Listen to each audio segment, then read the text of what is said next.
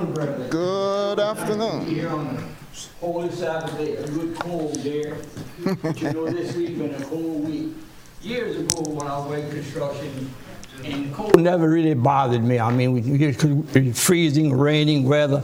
But when you get to be my age, a little bit cold really gets to you. You know, for quite a few years, we've been going to Branson. Well, the first feast we ever went to was in Jackal Island, Georgia, in 1968. And then we've spent 9 years at St. Petersburg, 8 years at Pensacola, 6 years at Biloxi. We've been to Hot Spring 2 years. We've been on a cruise with the feast. We've been to Puerto Rico for 16 days. We also been to Acapulco. When we started to go to Branson, but it was by accident we went to Branson. You know, in the 2,000 years, the split up of the churches, we almost decided we wasn't even going to go to the feast that year.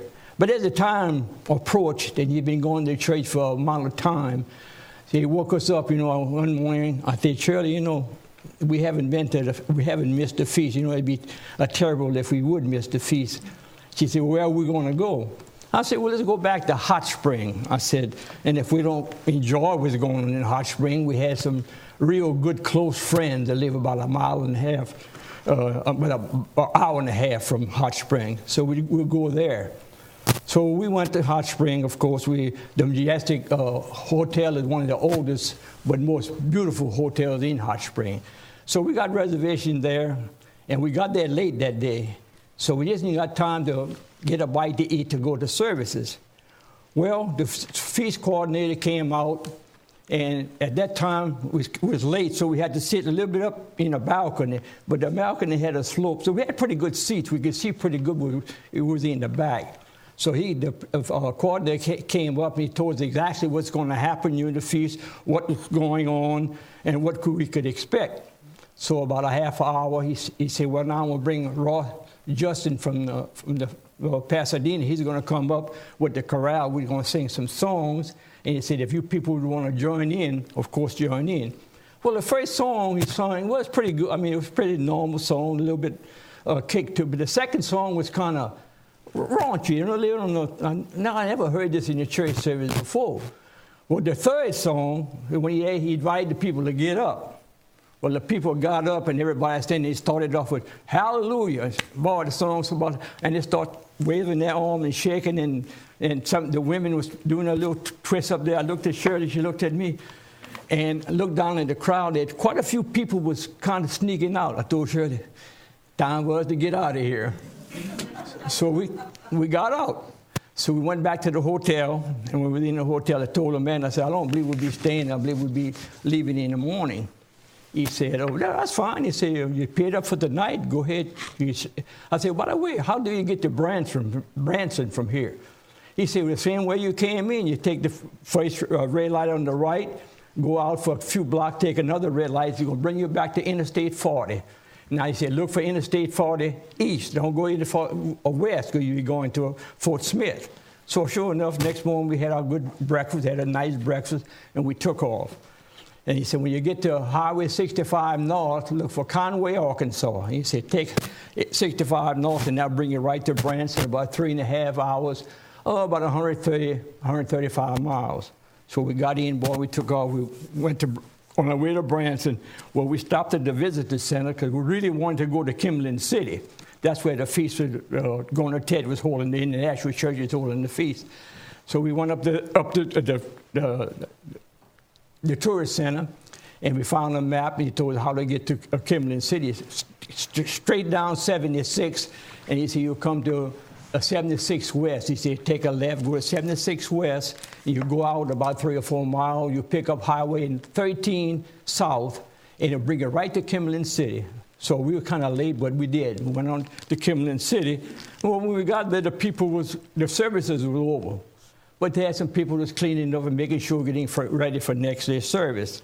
So we asked, next day service started at 10 o'clock. So we hadn't gotten a place to stay yet. So we went back down the strip. They call it the strip in Branson, 76, the music strip. So we went down 76. On the way in, I saw on the left when we came in, the sign said, Boxcar Willie, 3 days, 3 nights, $89. So I said, Mama, I believe we like country music anyway. We'll go see what Boxcar Willie has to offer. So we pulled up to the motel. I went in to talk to the lady. She said, oh, no. She said, we fill up. She said, well, there's a Boxcar Willie 2 down the block. So go down and take a left, another left, and you'll come to it. I said, well, that's a shot. So we did exactly that. I got to that desk, I walked in, and I asked the lady. She said, oh, yes, 3 days, 3 nights, $89. But you see, if you stay 6 nights, we'll throw in an extra night. And then we'll give you the tickets to go see the Boxcar Willie show and tickets to go see the museum. I said, sign me up. Sign me up. So then that's how we went to start going to Branson for the feast, which is exceptional. We've been there 14 times for the feast. And we enjoyed the people. We enjoyed because there's lots to do in Branson, lots of places to eat, entertainment, the shopping centers, and the people there just love Mr. Carey. You think when you talk to him the next day, Mr. Carey's coming, you think that, man, we must have a prophet coming. Especially Miss Wanda Rhodes, George Palmer, and Gary Shipman. Oh, man, Tom's going to be here today. They really enjoyed Tom coming. Well, that's not part of the story I want to get into. Today I want to get into today, the sermon is going to be on faith. How we come about faith. Well, the first thing in the Bible, it says, without faith, it's impossible to please God. So I'm going to bring you some men of faith. I think the name of my sermon, you could say, be men of faith. Of course, we're going to start with Abraham. You know how Abraham was out in the country here? Boy, Abraham had it made. He had dedicated herdsmen, taking care of his sheep, taking care of the goats, taking care of his cattle. We know he had cattle because in the Bible it says he killed the fatted calf. So he had to have cattle. He had to have cattle. So he had dedicated herdsmen taking care of his flocks. And he had a beautiful wife. The Bible tells you he had a beautiful wife. Sarah was a beautiful woman.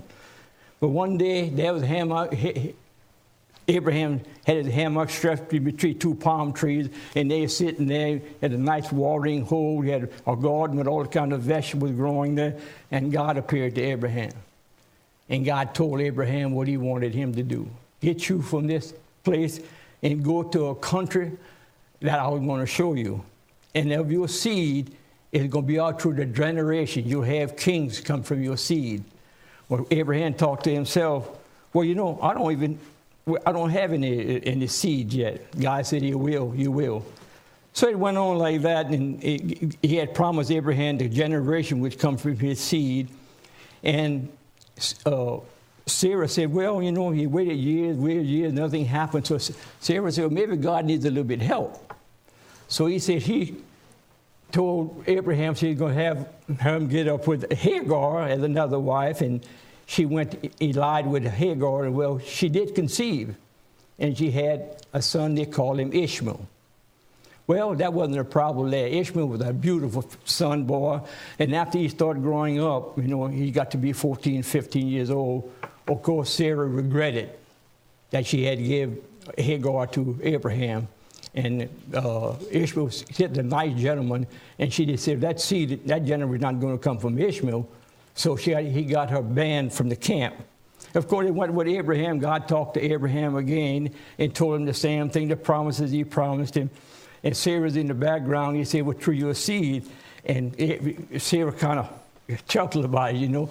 And Sarah was 90 years old at that time. She just chuckled. You know, I don't believe this, you know. So sure enough, after the annual departed a few years down the road, she did conceive. And she had that son, Isaac. And boy, Abraham was so happy. Boy, he announced everything. Now I got it married. I got my son.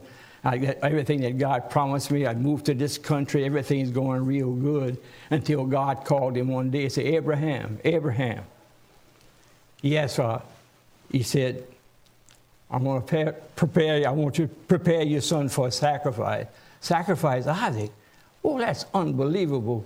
But he thought in his mind, whatever God said, he had the faith to do whatever God told him. So the days came, and the angels told him it was time. So he loaded up the wood on the donkey, and the wood for the human sacrifice, and he headed up into the mountains. Of course, Isaac was coming with him. So they went to up to the mountain. He prepared a nice altar and everything else, got the wood prepared, and the son asked his daddy, he said, well, Daddy, where's the offering? And he said, son, God was going to provide an offering. After that, if the story goes, he tied the son's hand and feet, put him on the offering, on the altar, and reached in his belt to get the knife, and he was going down to plunge it down in Isaac when the angel said, Abraham, Abraham, do not do this to your son. God just on the test want to see if you really believed in him. Well, you know, Abraham went throughout the generations, and we are blessed through them generations today. United States, Britain, the Commonwealth people, all English people is a part of that blessing. That sacrifice of Isaac was going to be the ultimate test, and of course Abraham followed that test. The second man I want to talk about is Apostle Paul. And a lot of the Apostle Paul is recorded in Acts 9.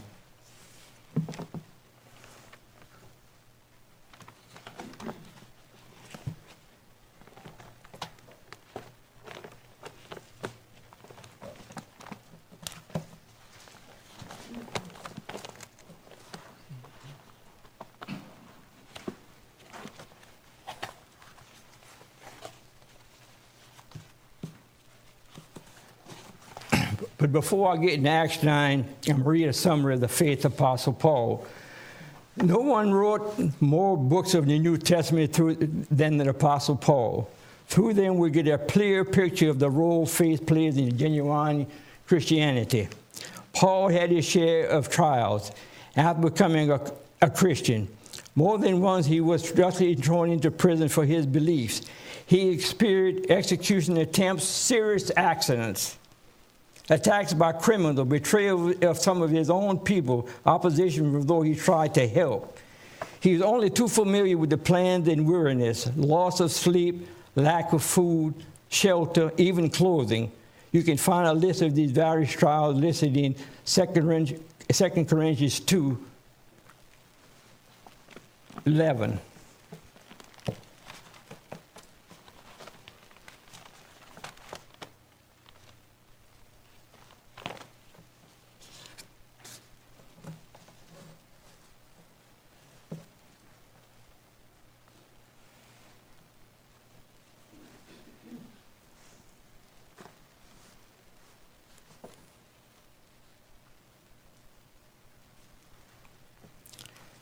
Me in the wrong chapter.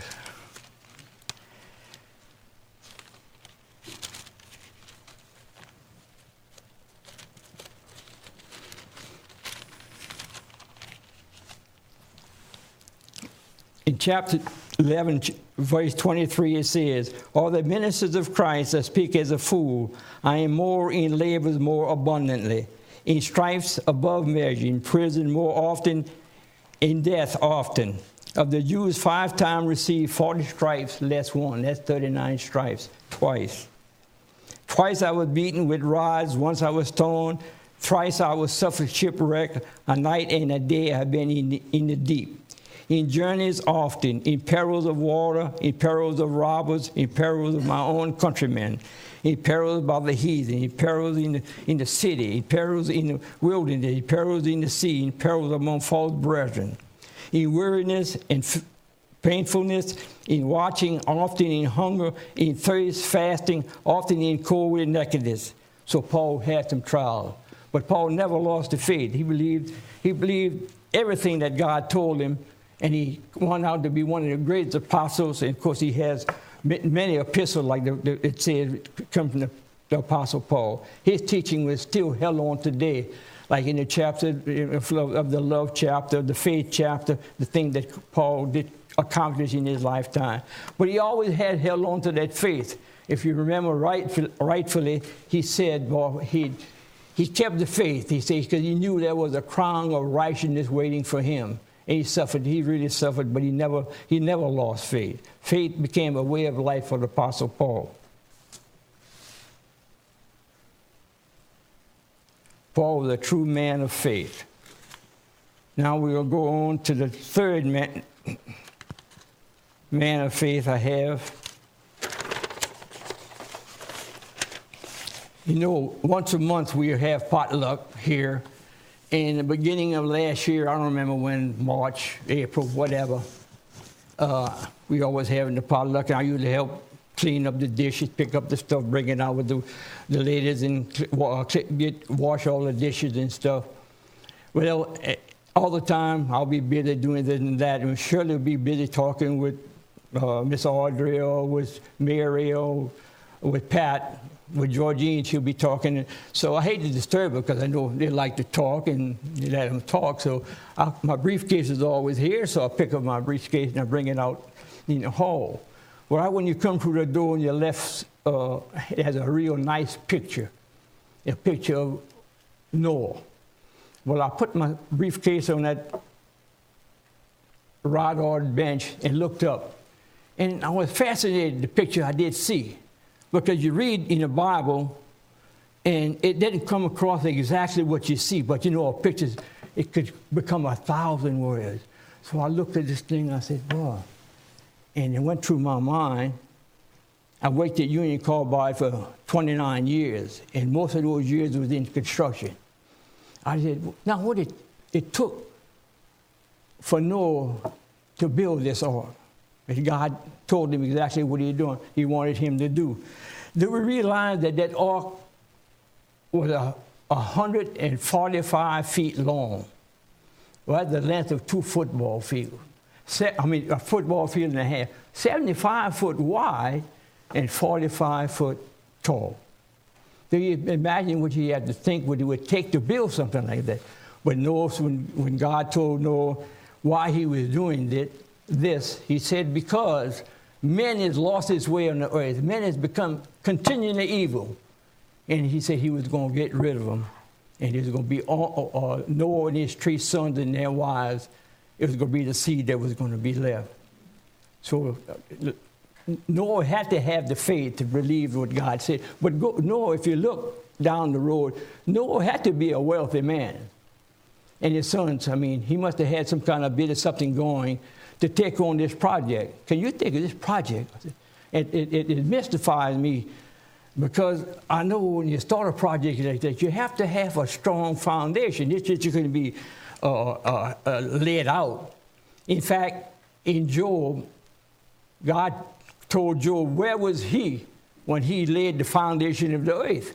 When he straight line along line, everything was kept right in place. The sun, the moon, the stars, the coming up of the sun, the warmth, everything hinged on a strong foundation. And Jesus Christ himself said, when you were going to build a house, you have to build that house on a rock. If the winds and the rain buffet that house, wind blowing, that house will stand. But if you build that house on the sand, the rain, it'll wash that house away. So we're going to start with the foundation. I remember back in 1959 when my house was built, Bobby Weber's daddy built my house. And I remember, boy, when he first started, they laid the foundation out where they was going to pour the concrete. And I'd come for work. I worked at Shell Oil, come in the evening. I didn't stop at my house first because my house was about a block up the street. So I'd go down, and the foundation was being ready anywhere. And I was so happy. About 3 or 4 days, a week later, I came to see that they were getting ready to pour the concrete. They were pouring the concrete, they dig up the little trenches all around. And of course, and they put the rebar in, and they put the wire before they pour the concrete to add strength to it.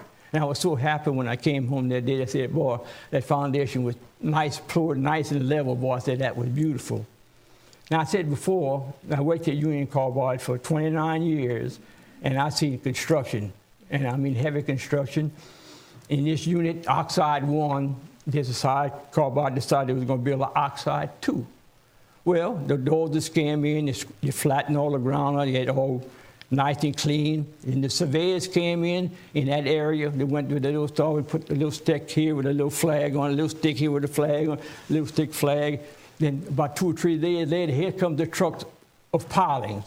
Well, the trucks would come and unload the pilings, 8, 10 piling, 60 foot long, maybe 50 foot long, creosote piling. They unloaded them on this side.